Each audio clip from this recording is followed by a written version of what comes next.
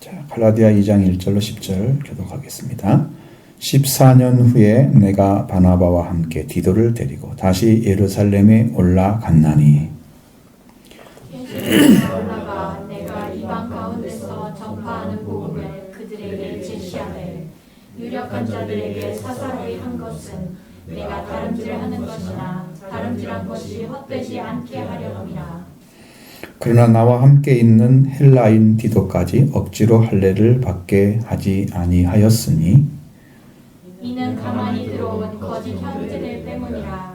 그들이 가만히 들어온 것은 그리스도 예수 안에서 우리가 가진 자유를 엿보고 우리를 종으로 삼고자 함이로되 그들에게 우리가 한시도 복종하지 아니하였으니 이는 복음의 진리가 항상 너희 가운데 있게 하려 함이라.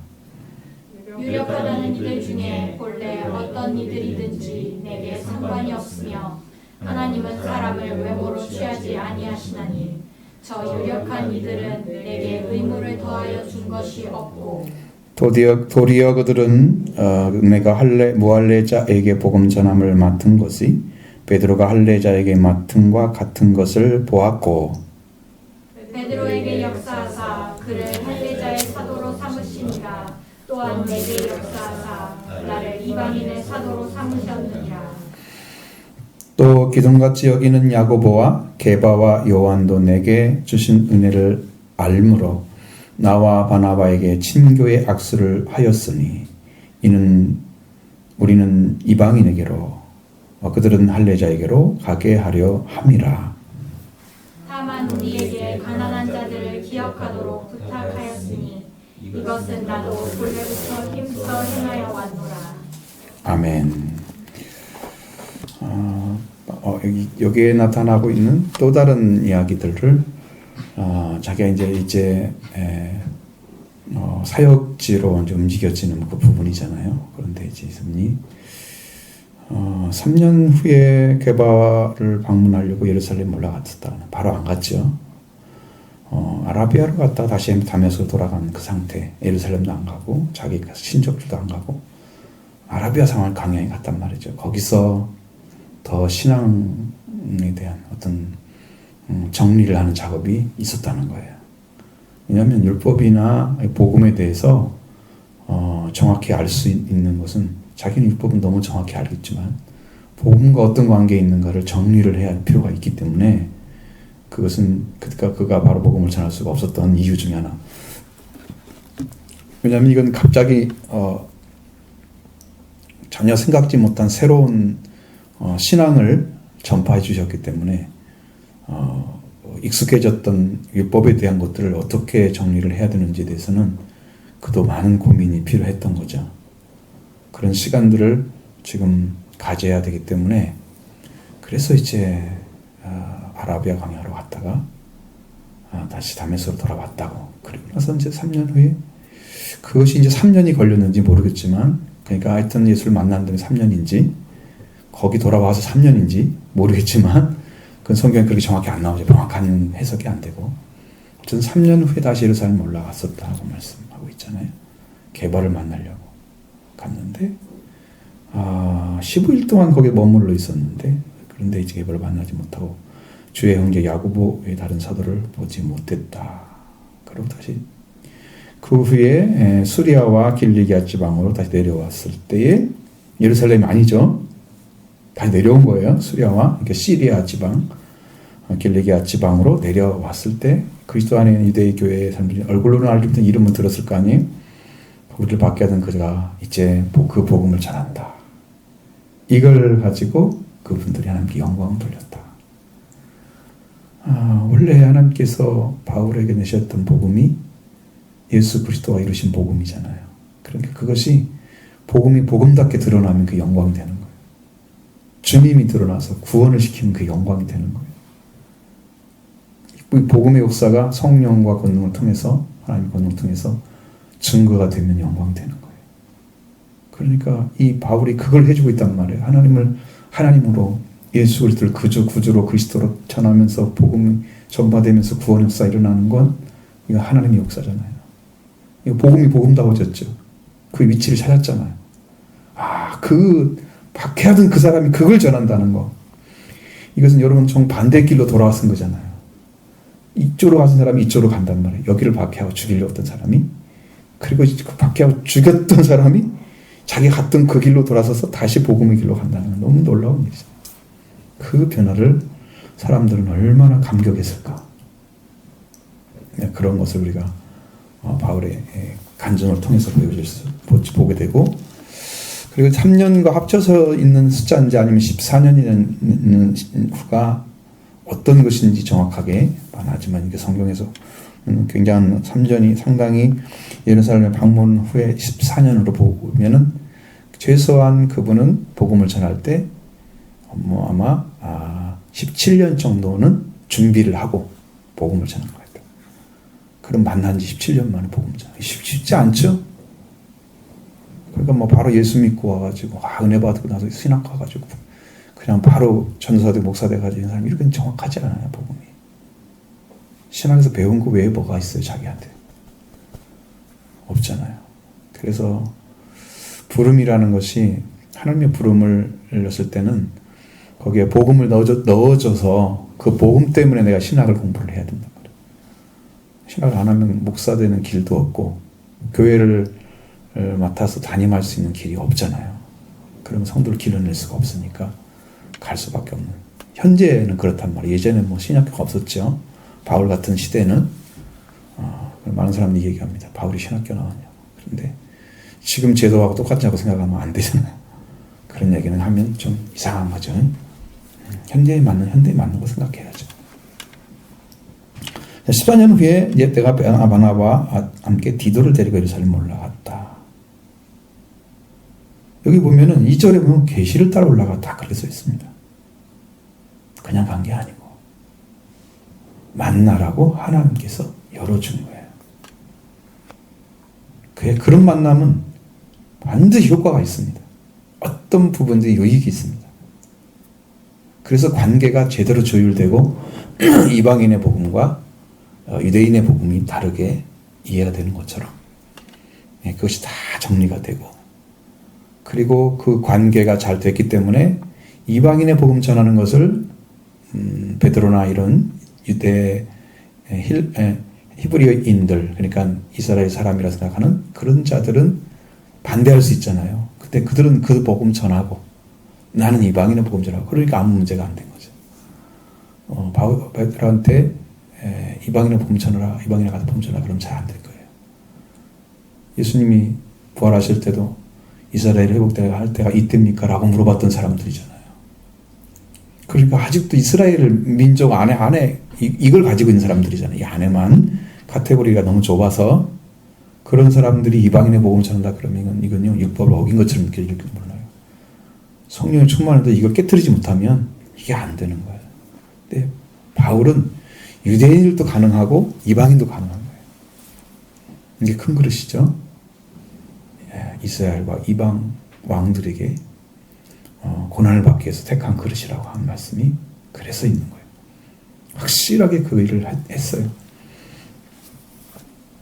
그래서 가서 올라갔습니다. 그리고 이방인 가운데 전파하는 복음을 그들에게 제시했다 그랬습니다. 그건 이방인들은 이러이러한 율법은 어떻게 해서 이런 것들이 이게 이제 정제되고 이런 문제가 있는데 이렇게 해서 그리스도가 했다. 이건 율법 가진 사람들이 참 이해할 수 있잖아요. 근데 이방인은 어떻게 들어가요?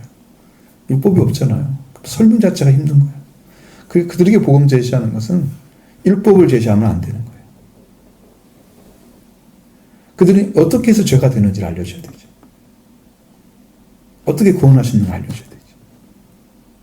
그리고 어떻게 구원받는 길이 주님통에 이루어졌는 걸 알려주고 그들에게 복음을 믿도록 얘기해주면 알 수 있겠죠. 그러면 이제 제시가 된단 말이에요. 10년 안에서. 제시하는데 유력한 자들은 사사로이 했다 그랬습니다. 여러분 이것들은 이 사람들은 상당히 힘을 가지고 있는 사람들이에요. 유력하다. 유력자들은. 거기 안에 유력자들이라는 것은 대개 사도들을 가리키는 용어입니다.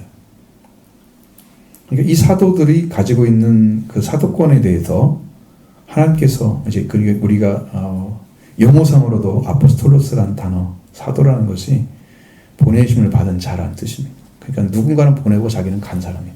거기에 간 사람이 사도입니다. 그러면 이제 예수님께서 사도행전에 나타나는 그 제자들은 전부 다 사도로 부르고 있습니다. 아포스톨로스로 부르고 있습니다. 그러니까 그들은 다 제자들이 아니고 이제 사도가 된 거죠. 주님이 부르시면 보내시는 받는데 성령 받은 다음에 복음 전하라고 하신 거잖아요. 내 증인되라 그랬으니까. 그래서 이제 그것이 이루어진 상태에서 이제 사도로 일을 하잖아요. 그러면 그들이 받았던 성령, 오순절, 성령의 권능을 통해서 복음 전하는 능력 막 나타나잖아요. 그럼 그것만 복음이냐? 그것만 이방인들은 어떻게 믿어야 돼? 그러니까 그 다른 복음을 전해야 하잖아요. 다른 색채를 가진 본질은 똑같고 색채는 다른 복음을 전해야 한단 말이죠. 그러니까 이 사람들에게는 개인적인 것으로 그냥 얘기를 해버린 거야. 하나님께서 주신 건데 당신들 이렇게 참여해서 내가 복음을 전하는데 어떻습니까? 이렇게 묻고 막 서로 이렇게 하는 게 아니고 토론의 장면이 아니에요. 네 복음은 네 복음. 하나님 주신 거니까. 나에게 주신 복음 나의 복음. 그래서 바울은 자꾸 내가 전한 복음, 내가 전한 복음 이 말을 쓰는 거예요. 내 복음. 그래서 복음 전함. 여기 뭐 우리가 복음 전한 것은 있잖아. 너에게 전한 복음. 그렇게 말씀하고 있죠. 우리가 전한 복음, 너에게 전한 복음, 내 다른 복음을 전하면. 그 다른 복음이란 말씀했죠. 다른 복음은 없죠, 사실은. 사람들이 복음이라 믿으니까 복음이란 말을 쓰는 거지. 복음은 아니죠, 원래는. 그런데 이제 그렇게 해서 다른 복음이라고 쓰고 우리가 전한 복음 따로 있어요. 확실하게 그들은 구분을 했어요. 그런 상태이기 때문에 이제 다른 유대인들을 향한 그 환례자에게 전하는 복음 가진 사람에게는 사사로이 했다. 개인적인 문제로 다뤘다는 거죠. 저도 이제 그렇게 하죠. 왜냐하면 예를 들어서 유명한 어떤 위치에 있는 분들, 노예 아니면 총회 같은데 그 총회 임원들, 그 사람들이 다 프라이드를 가지고 있어요. 그렇다고 해서 그 사람한테 내가 배우고 그러지 않아요. 내게 준 것은 확실히 하나님 주신 거니까 나는 내가 전한 복음을 증거하면 되는 거예요. 주님 이것만 전하면 기뻐하시니까. 응? 그 사람들이 아무 문제 없어요. 그런 복음에 관련된 건 아무것도 아니야. 무슨 어떤 문제를 가지고 사회 문제나 아니면 교회 안에서 어떤 문제들이 있었을 때 그 해결하는 방식은 또 다를 수 있지만 아니면 좋을 수도 있지만 그분들이 말하는 게 복음에 관해서는 아닙니다. 그러니까 사사로이 대하는 것은 복음은 섞이지 않겠다는 거예요. 그 사람들은. 베드로 복음이 잘못된 거 아니죠. 베드로전서 읽어보면 그렇지 않죠? 잘못된 복음이 아니죠? 그럼 다 소화를 시켜야 돼요. 바울도 전했던 복음도 서신도 다 소화를 시켜야 돼요. 왜? 본질은 똑같으니까 그런 거예요. 그러면 다 통해. 성경이 색깔이 다르구나 이것만 느껴지지 본질은 똑같단 말이에요. 그것을 마음에 알게 되면 이런 복음 때문에 고민하지 않아요. 그 문제되지도 않고. 그래서 바울이 가고 있는 다름질하는 것이나 다름질하는 것이 헛되지 않게 하려. 지금 믿고 달려온 길이 지금 17년이잖아요, 벌써. 그렇죠? 예수님 만난 다음에, 부활의 주님을 만난 다음에 17년이 지난 상태란 말이에요. 그러니까 지금까지 내가 예수를 믿고 쭉 달려오면서 이 율법에 대한 것들을 전부 정리를 했는데, 이것도 헷갈리게 만들고, 혼돈스러우면 안 되잖아. 그건 완전히 없애질. 헛되지 않게 하려고. 이 문제가 중요합니다. 서로 복음을 가지고 부딪힌다고 하는 것, 논쟁한다고 하는 것, 이건 큰 문제입니다. 말씀을 가지고 논쟁할 수 있는 것은 없습니다. 내가 이해를 하든지 못하든지 그 둘 중에 하나일 뿐이지, 복음이 이렇고 저렇고 내가 맞고 네가 맞고 이게 아니고, 복음을 제시한 대로 믿는 게 제일 잘 맞는 말씀이고, 그대로 믿으면 다 이루어지는 거예요. 이루어지면 구원이 이루어져요, 여러분 안에. 다른 것은 없어요. 이대로 믿는 거죠. 그 문제를 사사로이 대하는 거예요, 여러분. 그러니까 복음의 본질에 대해서는 다른 사람이 얘기하면 그건 여러분 잘못하면 이게 문제되는 게 뭐냐면 자기는 자기 복음밖에 없다고 자꾸 주장하는 것처럼 보일 수 있는데 우리가 성경이 전하는 복음만 전하면 그런 문제는 안 생기잖아요. 아, 성경을 얘기하고 있구나. 그러면 나도 성경만 하는 거예요, 그대로. 그러니까 그 문제 생길 일은 거의 없을 거다. 이 복음을 이대로 받아들이지 못하는 사람의 문제일 것이죠. 그건 괜찮아요. 그러나 내가 나와 함께 있었던 헬라인 디도까지 억지로 할례를 받게 하려고 했다 그랬습니다. 왜? 그 거짓 형제라고 나온 사람들이 거짓 선생들이잖아요. 그들이 와서 가만히 들어와서 그리스도 예수 안에 있는 자유를, 우리가 가진 자유를 엿보고 우리를 자기들 따르는 자로 만들려고. 여기는 무엇을 얘기하겠어요? 할례를 받겠다는 말은 어떤 존재일까요? 할례를 주장해 유대인들이 생각하고 있는 한 가지 문제는 예수 그리스도의 십자가의 보혈로 완전하지 않다, 구원이. 그러니까 할례를 받아야 돼 라고 주장을 해요. 그러니까 우리도 약간 그런 것이 제7일 안식교처럼 때로운 새로운 책이 하나님께 황금본이라고 이게 새로운 책을 하나님께서 또 찾아줬다고 그러잖아요. 땅에 있는 하나님. 그러면 그것을 가지고 전해서 그것이 성경만큼 중요한 책으로 봐버리면 그것도 하나의 복음, 이것도 복음 이렇게 해야 되죠. 그러면 무슨 부딪히는 문제 생기면 어떻게 할 거예요? 본질이 안 맞으면 어떻게 해요? 이건 다 인정해요? 인정 않죠. 그런데 나온 건 인정 않죠. 우리는 지금 가톨릭에서 보는 그런 외경도 인정하지 않는, 오직 정경은 캐논은 66권 성경에 있는 그것밖에 없다라고 인정하는 딱 가져져 있는데 그런 복음 인정하지 않죠. 인정하지 않습니다. 그래서 유대인들이 가져온 것들은 예수 그리스도의 십자가만 가지고 부족하다고 느껴지는 거예요. 십자가 은혜를 제대로 알면 부족한 게 아니라 넘칩니다. 우리를 넉넉히 이길 분이세요. 우리를 넉넉히 구원할 분이세요. 우리가 넉넉해요. 힘이 남아 돌아가. 응? 딱 맞게 구원시키는 게 아니고, 이건 완전한 주님의 능력, 하나님의 능력을 통해서 구원이 이루어지는 그 은혜를 내려줬기 때문에 그들이 제시하는 그 어떠한 것들도 여기에 구원에 필요치가 않아요. 다시 말하면 사람이 하는 어떤 행위도 구원에 도움이 안 돼요. 할례 안 받아도 돼요. 그건 과거에 아브라함이 받았던 피의 언약이었어요. 그런데 예수님이 오셔서 피 언약을 하셨어요. 자기는 어렸을 때 8일째 되는 날에. 그죠? 그런데 예수님의 제자들을 통해서 그걸 하라는 것도 없고, 어린아이를 만났을 때 할례를 하라는 말도 없고, 그건 다 사라졌어요. 그 대신에 뭐가 왔어요? 할례 대신에 세례가 왔죠. 세례가 제시가 됐죠. 그래서 세례는 받아야 돼요. 세례는 예수님도 그걸 인정하고 세례 받으셨잖아요.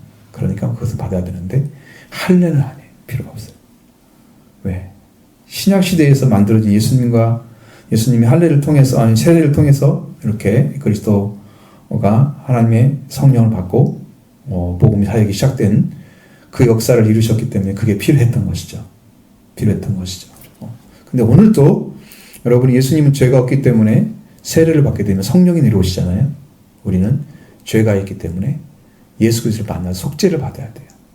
그래서 예수 그리스도의 안으로 세례를 또 받으시고요. 그 다음에 성령을 받으셔요. 성령 세례 받으셔요. 이것이 받아야, 세계가 받아져야 여러분은 완전한 구원이 이루어져요. 다 그렇게 들어가셔야 됩니다. 다른 복음은 없어요. 다른 길도 없어요. 주님이 가신 길이 길일 뿐이에요. 주님이 승천하셨으니까 우리가 승천하게 되는 거예요. 주님이 십자가를 지고 이루셨기 때문에 우리가 구원이 되는 거예요. 주님이 주신 거 외에는 없어요, 복음이. 그러니까 이 복음만 믿고 가는 거예요. 자유가 있으니까 너 이거 해도 괜찮잖아. 유대인들은 할례 받아도 괜찮잖아. 할례 해도 괜찮잖아. 이렇게 너무너무 자유가 있었으니까 그 괜찮은 처럼 해가지고 자기들 밑에 들어오게 만들려고. 근데 한시도 복종 안 했다는 말씀은, 이건 정말 복종하는 게 아니라 그 사람도 여기에 복종해야죠, 이 복음에. 근데 그렇게 들어가가지고 자기 자리만 찾고 자기 방법대로만 하려고 하는 사람들이 있다는 거예요, 교회 안에도. 이게 심각한 거예요. 이 복음의 진리가 항상 너희 안에, 너희 가운데 있게 하려고 그렇게 했다. 예. 복음의 진리만이 필요하죠. 복음을 열어놓고 닫지 않는 그 말씀이 필요한 거예요, 우리한테는. 다른 것은 아무 필요도 없어요. 아무 필요도 없어요. 어떤 얘기해도 그런 얘기를 가지고는 복음이 구원이 안 되고, 그리스도가 이루신 구원의 복음이 성령을 통해서 외쳐질 때 들어오면 구원이 이루어지는 거예요. 말씀이 받아지면 회개가 일어나는 거예요.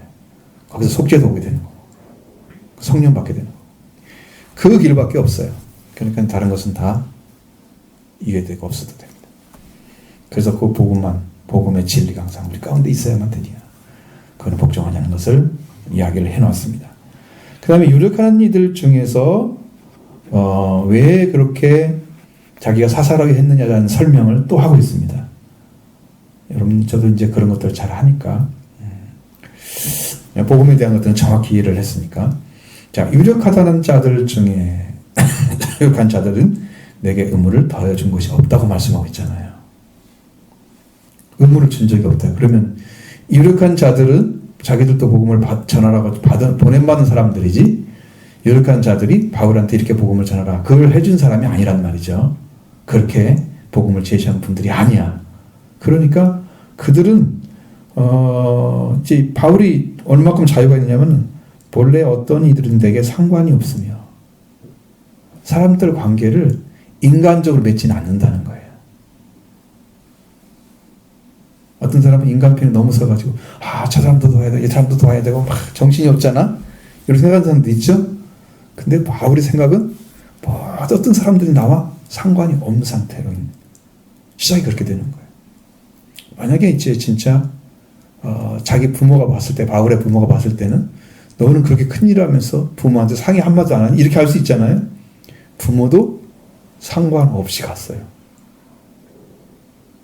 하나님이 자기 아들을 내게 나타낼 때 기뻐하시는 것은 하나님이 원하시는 방식밖에 필요 없는 거예요. 그러니까 그것도 다 필요 없는 거지. 헤베드 아들들이 예수님 따라오라 그러니까 그물, 배 다 버리고 사람들 버리고 다 예수님 따라갔잖아요. 저 나쁜 놈 봐. 어떻게 예수 따라간다고 인사 한마디도 없이 이러고 간대? 아버지 어머니 없어? 이렇게 나올 거 아니야. 일반 사람들 생각이야. 근데 그들은 그걸 버리고 예수를 따라가야만 되는 거야. 그렇게 신앙이 정리가 되는 거예요. 그렇지 않으면 여러분이 보름받은 것이 모든 사람에게 연결되어 있으면 그것은 이 사람 때문에 다 걸림돼서 아무것도 못하는 거예요. 그래요. 그래서 인간적인 문제는 인간적인 문제로 풀고 복음만 풀어야 돼요. 복음 안에 들으면 복음 안에 들은 걸 너무 복잡하게 해결해 가려고 하나님 뜻과는 전혀 관련이 없는 방식을 해가려고 그런 것은 좀 성경의 본질에 맞지 않는 거예요. 그래서 유력한 자들에는 본래 당해서 어떤 상관이 없다 그랬죠. 하나님은 사람을 외모로 취하지 않는다 그랬습니다. 그 중심이 정확하고 분명하면 하나님이 그에게 제시한 말씀도 분명해요. 중심이 비뚤어졌으면 그 제시한 복음도 비뚤어졌어요. 이게 어떻게 알 수 있냐면, 제가 예전에 서울에 있을 때 1년 있었는데 거기서 2번이나 집회를 했어요. 부흥집회를. 95년도에. 그러니까 그것이 1년 전에 원래 해야 되는데 그것이 미뤄져서 한 번 뒤로 넘어온 거야. 그런 바람에 1년에 2번을 집회를 하게 된 거야. 근데 한 여자분이 왔는데 그 목사님인가 모르겠어요. 그분이 하는데 왜 이렇게 물질 얘기만 해? 전체가 물질이야. 그게 복음이 아니거든요. 복음 얘기만 해야 되는데 물질 얘기만 하고, 하나님 이걸 줄 건데 말을 못해가지고 이상한 얘기를 많이 하는데, 저 사람들이 과연 정말 말씀을 정말 아는 사람들인가? 제가 95년도면 굉장히 어릴 때잖아요. 목사도 아직 안 된 상태, 전도사 시절이잖아요. 내가 36이란 말 그때. 얼마나 젊어요. 근데 그게 안 맞다는 걸 안단 말이에요. 그게 영이. 그게 안 맞다. 그러니까 사람들이 외모로 취하는 거잖아요. 하나님은 외모로 취하지 않는다 그러는데 사람들이 외모로 취하는 거예요. 그 보이는 거, 사람들이 인정하는 것은 뭐예요? 물질에 관련된 거? 어떤 사람들이 물질을 중심으로 구하겠어요? 신앙생활 할 때 물질을 중심으로 구하는 사람은 어떤 분이겠어요?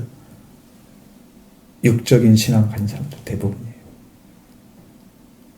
그러니까 하나님의 본질, 하나님께 영적인 것을 구하는 사람들은 구원을 향해서 가는 사람들이에요. 그래서 육적인 문제에서 육체에서 떠나가는데, 이 육체에 속한 사람들은 그걸 구해야 돼. 그게 자기 본질과 맞아. 그러니까 아무런 제약을 안 받아. 나는 물질을 구할 수가 없어요. 성경에는 뭐라고 그랬어요? 내 말이 너희에 가고 너희가 내 안에 거하면 무엇이든 너희한테 구하라 그랬죠? 그럼 다 주신다고 그랬죠? 거해도 못 구해요. 그렇게. 무엇이든 너희한테 구하라. 하나님 집 한 채 주세요. 이렇게 못 구한다니까. 하나님 돈 1억 주세요. 이건 못 구해요. 구하실 수가 없어요. 안 돼요. 영이 허락하잖아요.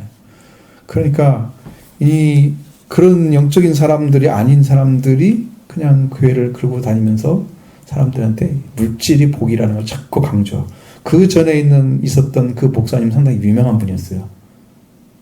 성결교회에서는 7,000명 모이는 교회였어요. 굉장히 큰 교회죠. 근데 그 교회도 다니는 그 목사님도 결론 나중에 보니까 육이더라고. 물질이더라고.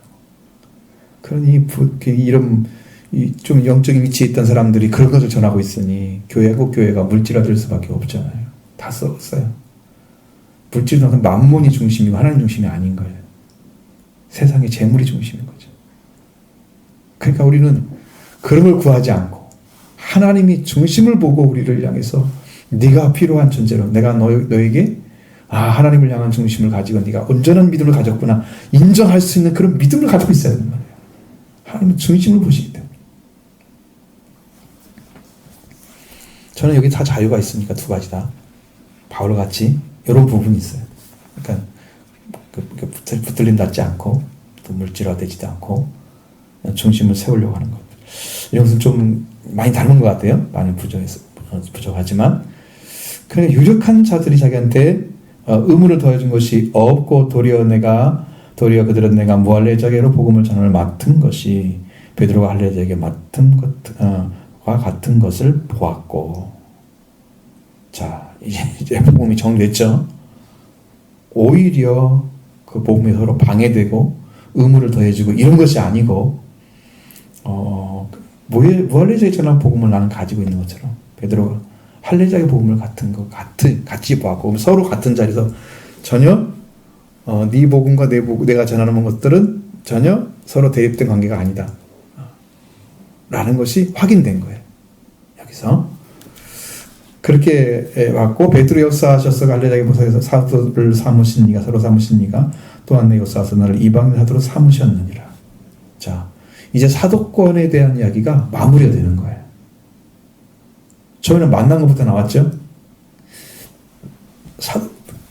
사도가 이렇게 돼서 완벽하게, 왜? 가장 중요한 본질은 그가 가진 복음이 정말 예수 그리스도가 열어준 복음이냐 이거예요. 이것이 아닌데도 내가 사도권을 주장하거나 이런 것은 좀 엉터리죠. 주님이 직접 만나서 직접 복음을 전해주고 성령 충만을 받고 복음을 전하는 그 복음의 정리가 완벽하게 성령 안에서 이루어진 상태. 로마서 8장 같은 데는 정말 정리 잘 돼 있잖아요. 율법에 대한 얘기들이 잘 돼 있잖아요. 그 보면 진짜 너무나 막 이렇게 가슴 떨릴 정도로 그렇게 복음을 잘 전했어요.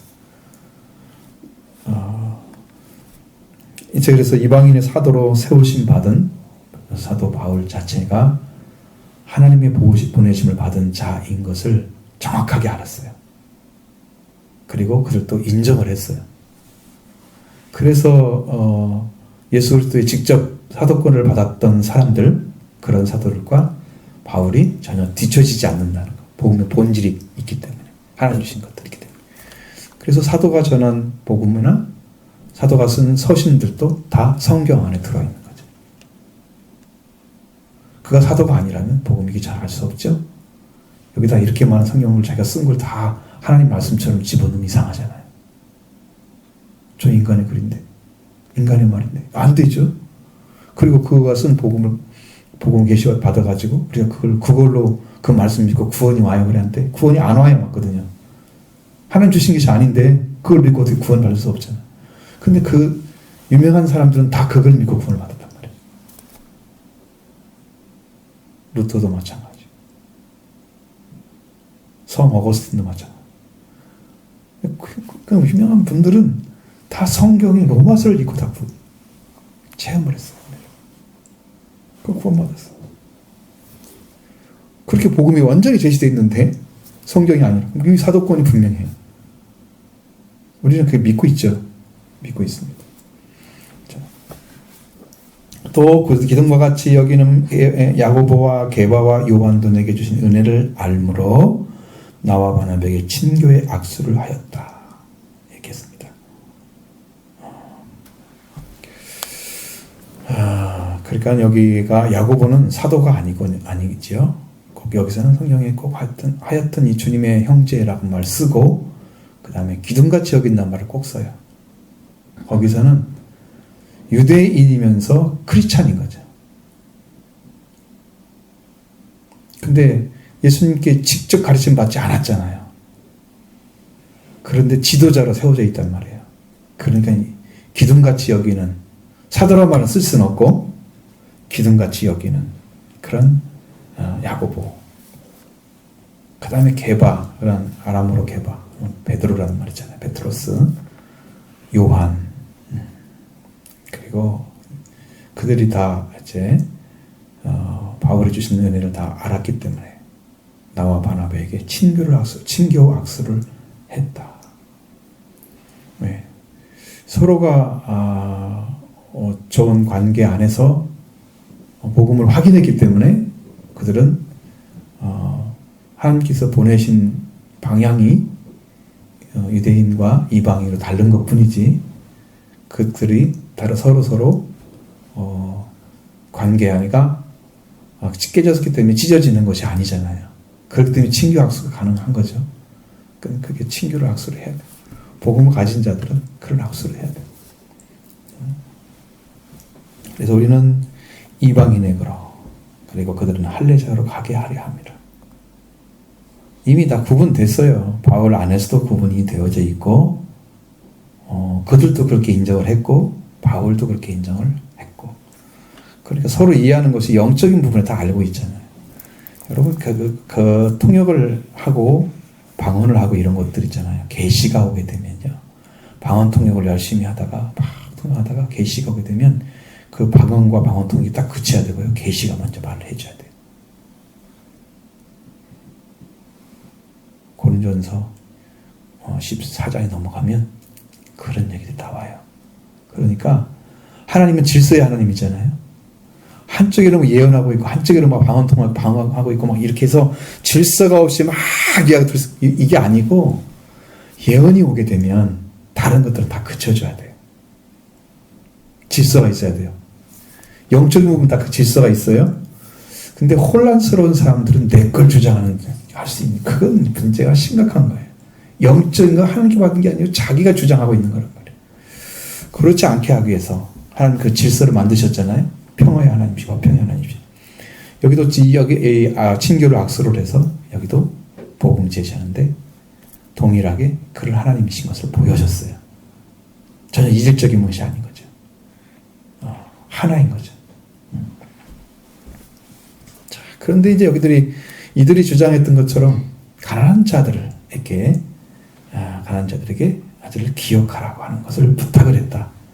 교회가 사실 조금만 여유가 있으면 가난한 자들을 도와야 돼요. 그러면요 소문이 굉장히 좋게 납니다. 좋은 걸 갖다 줘도 교회가 줬다고. 지금은 이제 좀 생활이 풍족해져서 약간 그러진 않겠지만 왜냐하면 기초수급자들은 다 나라의 돈을 주잖아요. 근데 과거에 안 줬을 때는 효과가 대단했어요. 교회가 정말 훌륭한 일 한다, 좋은 일 한다 이렇게. 그리고 그들이 입에서 입으로 전파되는 말 교회는 꼭 있어야 된다. 그들한테 영향력이 엄청 큰 거죠. 근데 가난한 자를 돕는 것은 교회가 꼭 해야 될 일이에요. 우리가 이제 그게 잘 안 서졌기 때문에 아직은 있지만 그거 꼭 세워야 되거든요.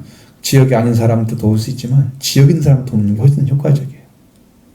복음을 직접 전하지 않더라도 간접적으로 그리스도의 마음과 사랑을 전해주면 그 마음이 움직여요.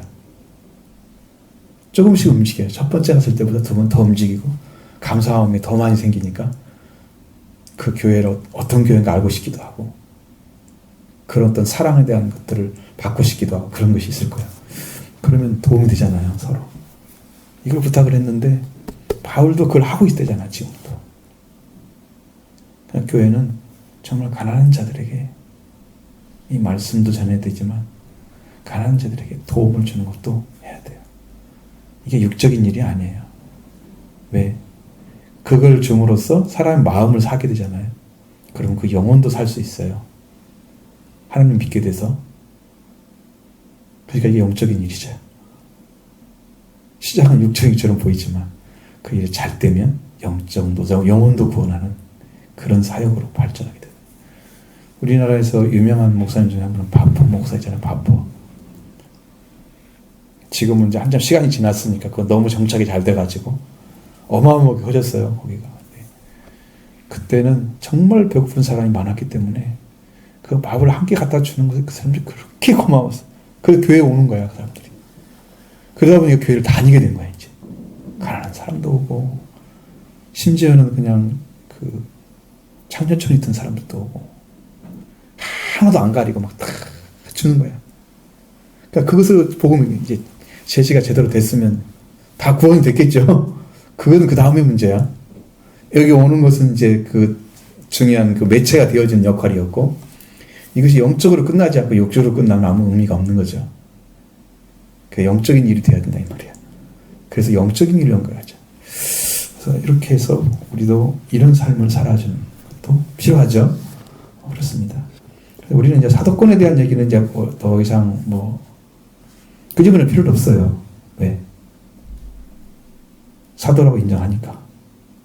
100% 인정하니까. 말씀도 다 하나님도 받은 말씀이고. 그렇게 해서 우리의 신앙도 정리가 되어야 됩니다. 여러분은 이제 이방인의 복음이나 유대인의 복음이 따로 있는 게 아니야. 우리한테는 어쨌든 우리는 유대인이 아니잖아요. 일단 이방인에 속한 사람들인데 로마서를 통해서 나타난 복음들은 대부분이 율법에 관한 얘기가 많이 나오고 있습니다. 그러니까 이 사람들은 로마에 있는 유대인들도 볼 수 있는 성경이고 이방인들도 그 외의 것을 볼 수 있다면 그 위치를 뛰어넘을 수 있다면 영적으로 성장한 사람들은 다 유익이 되는 부분이에요. 그리고 여기는 이 성경은 유대인의 죄가 따로 있고 이방인의 죄가 따로 있고 모든 사람의 죄인이 따로 있잖아요. 그래서 복음이 제시되어 있잖아요. 그러니까 여기는 완벽한 복음주의 제시를 해준 거예요. 로마서를 통해서 구원이 많이 되죠. 그래서 은혜가 너무 넘치고 있습니다. 이게 이제 더 이상의 사도에 대한 사도권에 대한 이야기는 이제 여기서 이제 끝나면 될 것 같아요. 그렇죠? 아마 바울도 그런 얘기를 하지 않고 여기 이제 이 말씀이 11절부터 이어지는 말씀들은 개바에 대한 책망의 얘기가 쭉 연결이 돼요. 이상할 정도로 그것들이 가끔씩 나와요. 잘 읽어보면 그걸 잘 못 보면 그 얘기가 아닌 거 다른 말처럼 보이는데 그 이야기가 정확히 읽어보면 게바가 그 윗선하고 그렇게 밥을 먹다가 6시 일어나고 그것이 어떻게 잘못됐는지 쭉 이야기를 하고 있는 부분들이 한 번씩 나타나요. 그럼 그 이야기가 전부 다 줄과 반대에 있어요. 그건 나중에 말씀 보면서 말씀드리도록 하겠습니다.